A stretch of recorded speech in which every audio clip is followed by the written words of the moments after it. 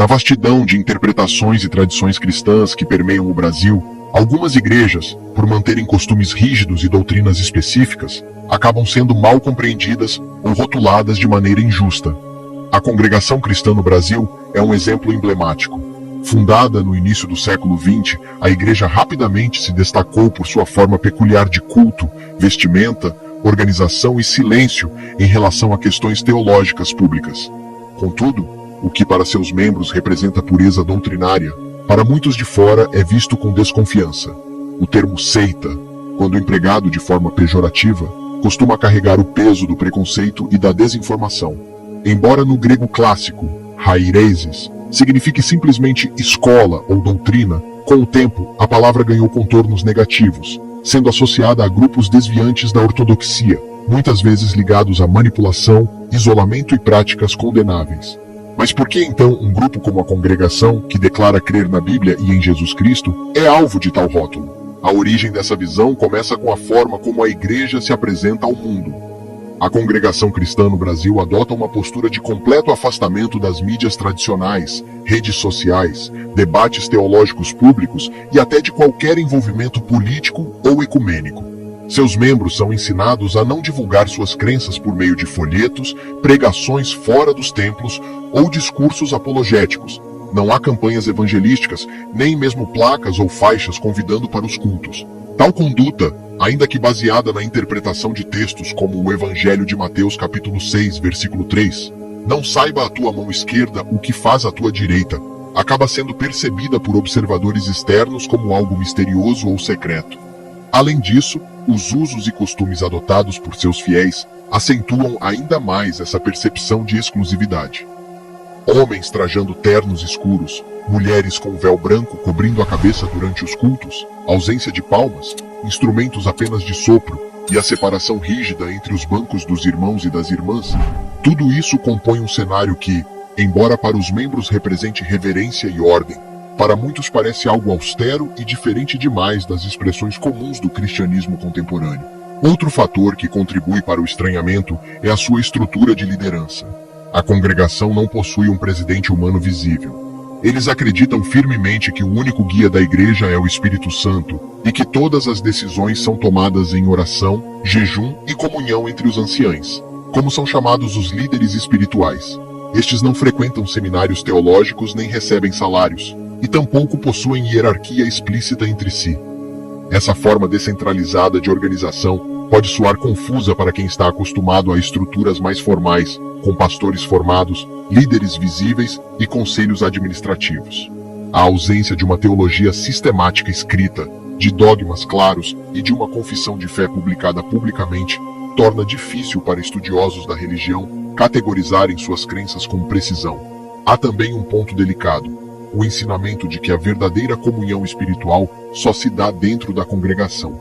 Apesar de os membros não declararem abertamente que as outras denominações estão erradas, existe um sentimento interno de que a doutrina revelada à congregação representa o último e verdadeiro mover de Deus na terra. Muitos que saem da igreja relatam que há uma forte ênfase na fidelidade à graça, como eles chamam sua própria fé, e que se afastar dela pode significar a perda da salvação. Esse exclusivismo doutrinário, aliado ao distanciamento institucional e aos costumes rígidos, cria um campo fértil para que se levantem acusações e mal-entendidos. O que para os membros é santidade e separação do mundo, para quem vê de fora pode parecer isolamento e rejeição ao próximo. E quando uma igreja não se explica, não dialoga e não abre suas portas para o conhecimento público, o espaço para o preconceito cresce.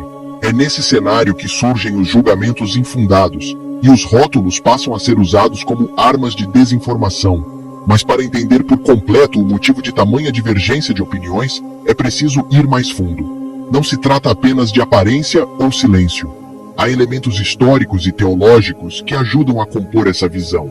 Elementos que surgiram desde a fundação da igreja, lá no início do século XX, até suas decisões doutrinárias mais recentes. Afinal, o que há por trás da forma como a congregação vê a si mesma e ao mundo à sua volta? Para compreender por que a congregação cristã no Brasil desperta olhares desconfiados, é necessário voltar no tempo, às suas raízes. A igreja nasceu no seio de um movimento de avivamento pentecostal entre imigrantes italianos nos Estados Unidos, mais precisamente em Chicago, no ano de 1907. Ali, um homem chamado Louis Franchescon, após participar de reuniões onde ocorriam manifestações espirituais como línguas estranhas, visões e curas, passou a buscar uma fé mais pura e despojada das tradições humanas. Franchescon cria estar sendo guiado diretamente por Deus para formar uma comunidade cristã que voltasse ao modelo apostólico dos primeiros cristãos. Em 1910, Franchescon chegou ao Brasil e, com a mesma postura de não buscar a fama nem o número de seguidores, iniciou reuniões simples, com oração, cânticos e leitura da palavra. Seu estilo logo atraiu outros imigrantes italianos e brasileiros que se sentiam desconfortáveis com a institucionalização da religião e ansiavam por uma espiritualidade mais espontânea. Com o tempo, essa comunidade se organizou, mas sem perder a marca registrada da discrição, da simplicidade e da forte ênfase em não imitar outras igrejas. Esse nascimento peculiar moldou a identidade da congregação. Seus membros passaram a cultivar uma visão quase anti-organizacional, onde estruturas humanas, teologias formais e estratégias de evangelismo pareciam perigosas, pois poderiam desviar a igreja da direção direta do Espírito Santo. Com o tempo, esse zelo foi se transformando em um conjunto de práticas que, para o olhar externo, pareciam rígidas demais, e até mesmo secretas. Uma das razões centrais pelas quais a congregação é por vezes rotulada de seita é justamente sua rejeição à teologia sistematizada e ao diálogo interdenominacional. Enquanto a maioria das igrejas evangélicas brasileiras publica suas doutrinas, participa de debates teológicos, congressos e movimentos de unidade cristã, a congregação permanece à parte. Isso cria uma barreira invisível entre ela e o restante do corpo de Cristo. A ausência de um rosto público, como um pastor reconhecido nacionalmente, alimenta ainda mais o mistério. Do ponto de vista teológico, a congregação possui algumas doutrinas próprias, como o uso obrigatório do véu para mulheres durante o culto, o silêncio das irmãs nos púlpitos, a separação rigorosa entre batismo por revelação e batismo por decisão humana, e a crença de que só o Espírito Santo pode determinar se um irmão deve ou não exercer ministério. Para eles, tudo deve ser guiado pela revelação.